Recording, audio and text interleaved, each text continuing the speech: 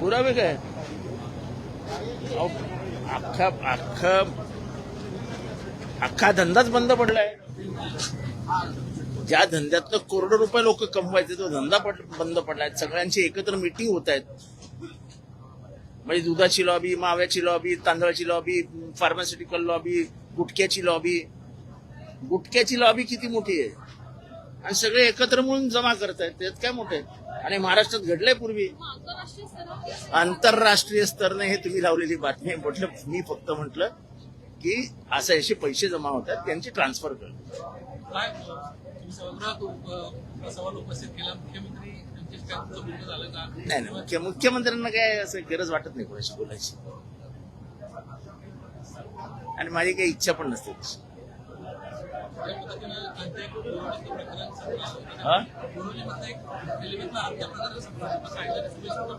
मला ऐकून एवढं अमानवी काय कळत नाही. लोकांची काय डोकी फिरली आहेत का काय झालंय. मागच्या 2-3 दिवसातल्या हत्या बघितल्यानंतर स्वतःलाच भीती वाटायला लागते की झालं काय चालू आहे. ते लग्न काय ठरतं, तो बिचारा त्या पोरीचे लाड काय करतो, ती पोरगी प्रियकराला काय बोलवते, नंतर त्याला मारून काय टाकते. ट्रेनचा दरवाजा उघडणार नाही म्हणून एक संतप्त तरुण येतो, चाकू काढतो, मारून टाकतो. असं म्हणजे काय विचित्र प्रकार आहे तो. हे आणि महानगरपालिकेमधला टीडीआरचा विषय तुम्ही म्हटला 2800 कोटी रुपयाचा भ्रष्टाचार आणि ओपन भ्रष्टाचार. ओपन भ्रष्टाचार. मालक म्हणतो मला 28 एकर द्या. कोर्टात तसं लिहून देतो कैक वर्षापूर्वी. त्याला 28 एकर जमिनी द्यायला वन खातं तयार होत नाही. लढाई वन खात्याची असते. आणि अचानक वन खाते इथे सगळं झाल्यानंतर लॉ अँड ज्युडिशियरीमध्ये कायद्या आणि ह्याच्यामध्ये परमिशन मागायला जाते. तर कायद्याचा जो सेक्रेटरी कोण आहे काय त्यांनी फाईलच लंबी करून टाकली. फाईल गहाळ. म्हणजे गणेश नायकांनी पैसे खाल्ले असं माझं मत नाही. पण शेवटी वन खात्याने लोचा केला ना.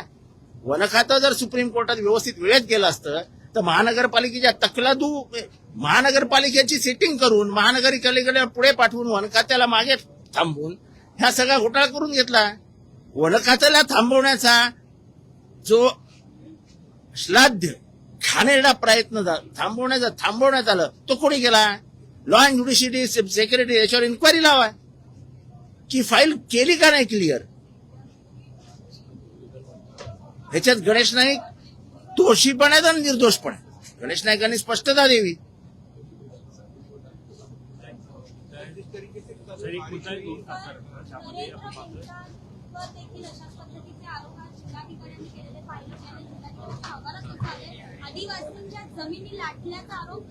आदिवासीच्या जमिनी लाटल्या जात आहेत. सगळं होत आहे. मी वारंवार येऊर नावाचा आमचा जो भाग आहे त्याचा आरोप करतोय. माननीय मुख्यमंत्री देवेंद्र फडणवीस यांनी सांगितलं की वन मॅन इन्क्वायरी कमिशन मागच्या अधिवेशनात 2 अधिवेशनापूर्वी सांगितलेलं. काय इन्क्वायरी काय होत नाही, काय चालत नाही. बिंदास आदिवासींना मारतायत, बाहेर काढतायत, जमिनी ताब्यात घेतायत. काही फरक पडत नाहीये.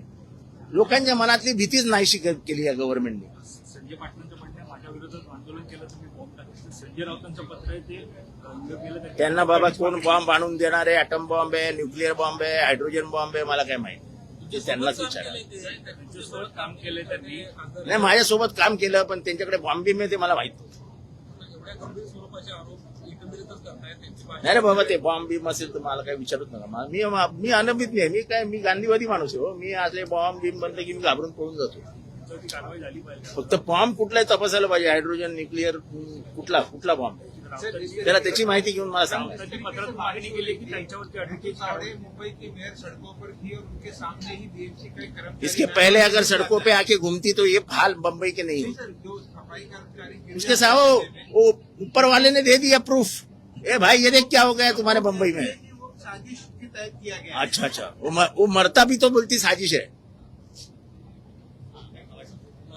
कालच्या बैठकीच्याच बाजूने पुन्हा एकदा हा प्रश्न आहे की कालच्या बैठकीला अनेक आमदार आहेत. सगळे आमदार उपस्थित होते. सगळे एक दुसऱ्यांच्या टचमध्ये होते. त्यामुळे काही असं तुम्ही लगेच आमदार अनुपस्थित ऑपरेशन कोल्हा होणार. कारण आता टायगर बिगरचे गेले. आता कोल्हाच राहिलाय फक्त. आता ऑपरेशन कोल्हा होणार. ऑपरेशन कोल्हा बिल्ला काय होत म्हटलं की एक प्रकारे साजिश होती. मेला असतं तर म्हणाल ते साजिश यांनी स्वतःला मारून घेतलं माझ्याजवळ. मला बदनाम करत.